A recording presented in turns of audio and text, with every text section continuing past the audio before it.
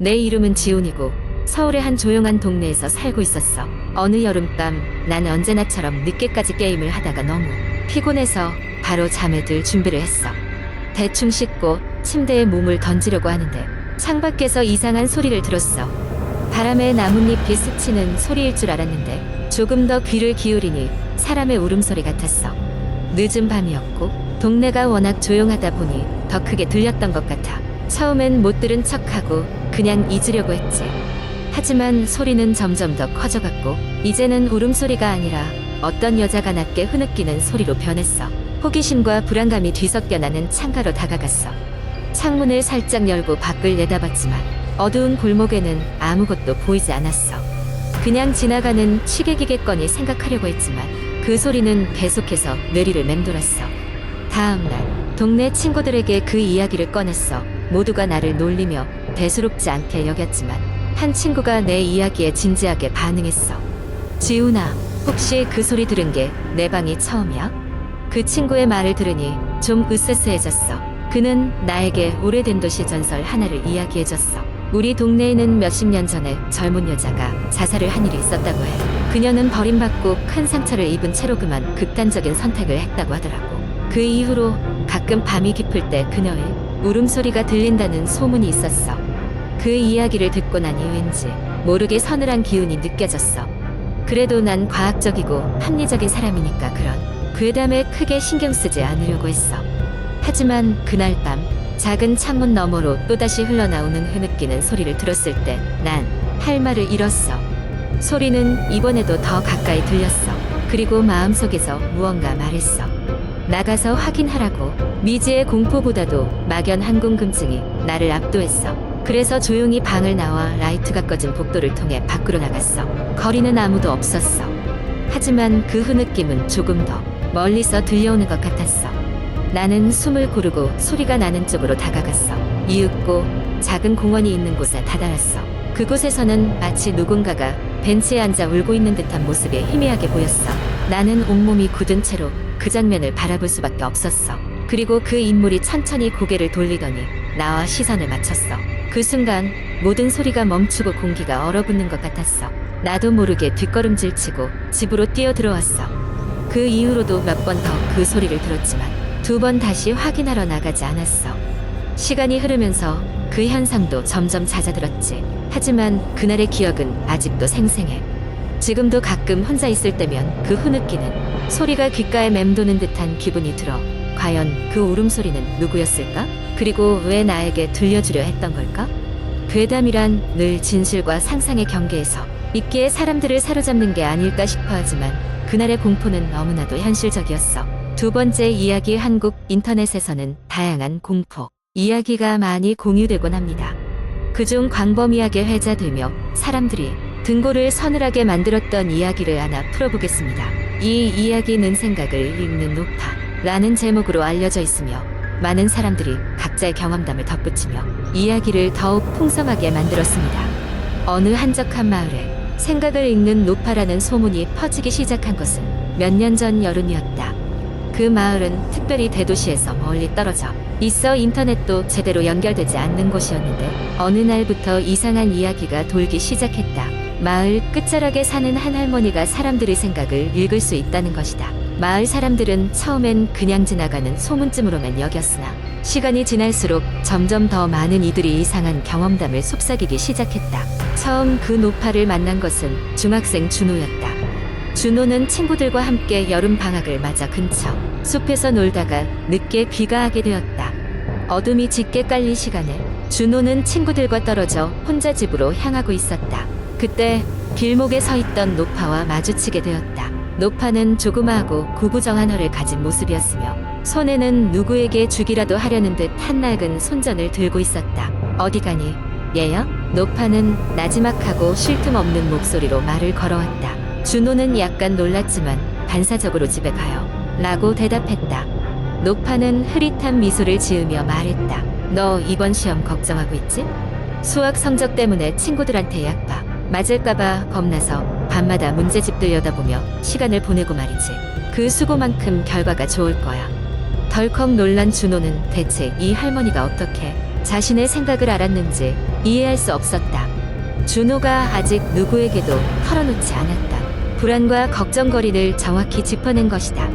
결국 준호는 아무 말도 하지 못하고 집으로 도망치듯 걸음을 재촉했다. 며칠 뒤 준호는 그 경험을 학교 친구들에게 이야기했다. 친구들은 처음엔 장난이라며 웃어넘겼지만 나중엔 몇몇이 자신들도 그 노파를 만나 비슷한 경험을 했다고 고백했다. 노파는 그들의 크고 작은 비밀들을 정확히 알고 있었다. 부모님과의 갈등, 사랑의 감정, 친구와의 다툼 등 그 누구에게도 말하지 않았던 생각들이었다. 이야기는 마을 전체로 퍼져나갔다. 노파가 사람들의 사소한 고민부터 깊은 심리적 상처까지 모두 알고 있다는 이야기가 파다하게 퍼졌다. 사람들은 일부러 노파를 피해 다니기도 했지만 또 얼마 지나지 않아 궁금증과 호기심에 노파를 찾아가기도 했다. 노파는 언제나 마을 길목을 천천히 거닐며 사람들을 바라보았다. 하지만 그녀를 피하거나 가까이 다가가도 말을 건네는 것은 항상 노파의 선택이었다. 마침내 이 신비로운 현상에 흥미를 느낀 한 기자가 마을을 방문하게 되었다.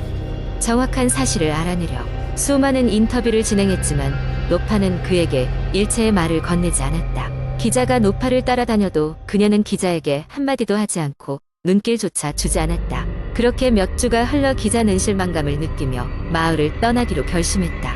그러나 마을을 떠나는 날 기자에게 노파가 다가와 말했다. 내가 왜 여기까지 왔는지 그 이유를 잊지 마라. 진실은 언제나 마음에 있다네. 그 말을 남기고 노파는 조용히 사라졌다. 기자는 아마도 그곳에서의 경험으로 스스로의 진실을 마주해야 함을 이해하게 되었다. 이후에도 그 노파의 정체와 능력에 대해서 여러 가지 설들이 나돌지만 그 누구도 정확히 아는 이는 없었다. 사람들은 마음 깊숙이 감춰온 진실들을 돌아보며 누가 그 노파의 눈에 자신의 비밀을 드러낼지 모른다는 불안감을 안고 살아갔다.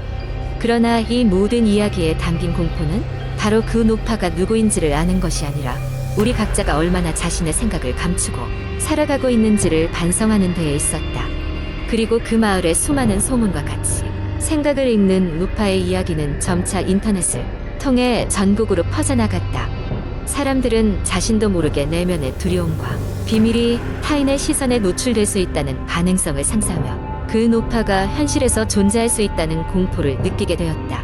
이야기는 계속해서 회자되는 동안 아주 오래된 이야기처럼 남아 많은 이들에게 경각심과 전율을 동시에 안겨주었고 생각을 읽는 노파에 대한 이야기는 그렇게 사람들이 기억 속에 남게 되었다.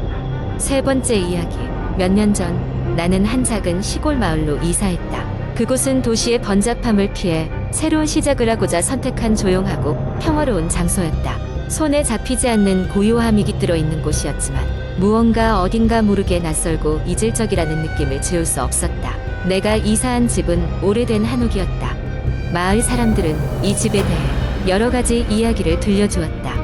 몇몇 사람은 그곳에 이상한 일이 자주 일어난다고 했고 또 다른 이들은 그냥 미신일 뿐이라고 했다. 나는 이를 대수롭지 않게 여기고 집을 꾸미고 정리하며 하루하루를 보냈다.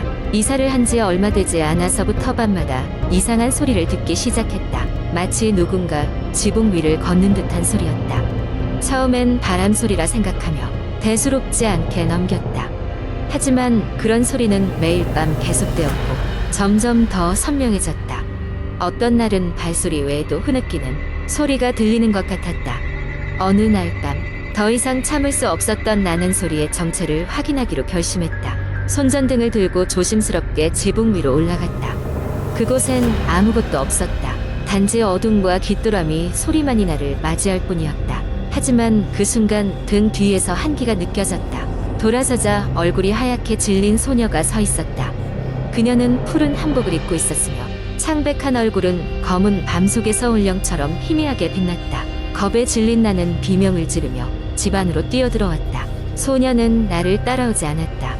그러나 그 후로 나는 매일 밤마다 그녀의 그림자가 창밖에 어른거리는 것을 보게 되었다. 꿈속에서도 그녀는 내 앞에 나타나 나를 응시하고 뭔가를 말하려고 하지만 아무 소리도 들리지 않았다. 마치 벽 너머로 전달되지 못하는 울음소리 같았다. 마을의 노인에게 이 이야기를 들려주자 그는 놀라지 않는 얼굴로 고개를 끄덕였다. 그는 오래된 전설을 이야기해 주었다. 몇십 년 전 이 집에서 비극적인 죽음을 맞이한 한 소녀가 있었다고 한다. 그녀는 부당한 누명을 쓰고 억울하게 목숨을 잃었고 그 이후로 이 집을 떠도는 영이 되었다는 것이었다. 내가 그녀의 한을 풀어주지 않는 한 그녀는 결코 이 집을 떠나지 않을 것이라고 노인은 말했다. 나는 그녀의 이야기를 듣고 나서 마음이 아팠다. 그래서 작은 재단을 꾸미고 매일 꽃을 바치며 그녀를 위해 기도했다. 그렇게 몇 주가 지나자 이상야릇한 일들은 서서히 사라졌다. 마치 모든 것이 일장춘몽처럼 잊혀져 갈 때쯤 마지막으로 꿈속에서 소녀가 나타났다. 이번에는 미소를 지으며 행복해 보이는 얼굴이었다. 그녀는 고개를 끄덕이더니 천천히 희미해지며 사라졌다. 그 후로 나는 더 이상 그녀의 모습을 볼 수 없었지만 아마 그녀는 이제 편한 한 곳으로 떠났으리라 믿고 싶었다. 그 마을과 그 집에서의 일들은 이제 내게 하나의 기억으로 남아있다. 그리고 가끔씩은 그 고요한 밤에 들렸던 발소리를 다시 듣고 싶다는 생각을 하며 묘한 향수에 잠기곤 한다. 그리움이란 때로는 오싹한 감정마저 향수로 바꾸는가 보다.